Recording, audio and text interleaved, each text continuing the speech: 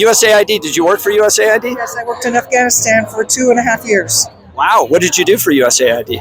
I did health programs, and I was in the field in Kandahar and Helmand provinces. So tell me what you think about the changes to USAID, even possibly the idea it could be shut down. It's pathetic. Okay. We used to say diplomacy, defense, and democracy. What happened to our diplomacy? We're a small world. Yeah. We cannot be isolated.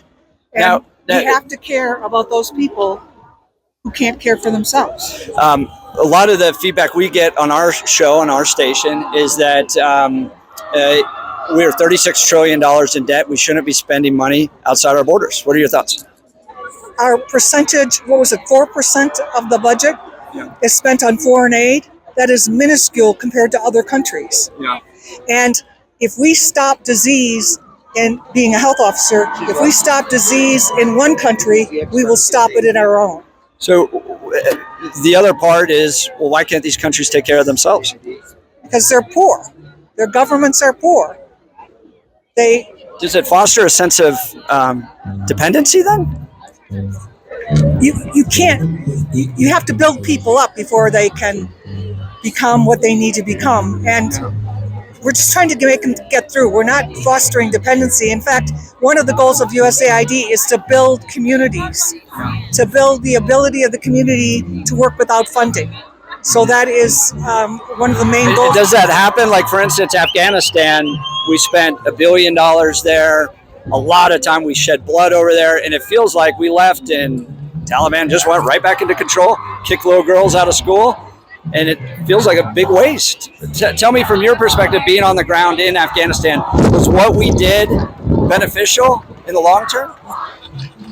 Time will tell, but Afghanistan's a travesty. It's one of the failures of the world because women are back to worse than they were before. And so, but Afghanistan is not just the U.S.'s problem. It's a world problem. Yeah. And yes, should we have gotten out sooner? Should we have done things differently? Yes, but that's Monday morning quarterback football, whatever they call that. Yeah. But I guess just to my question, though, we spent so much money and we go into these countries and we try to help them and then we leave and we're $36 trillion in debt. Like we've got all our own problems here. Why are we solving other people's problems?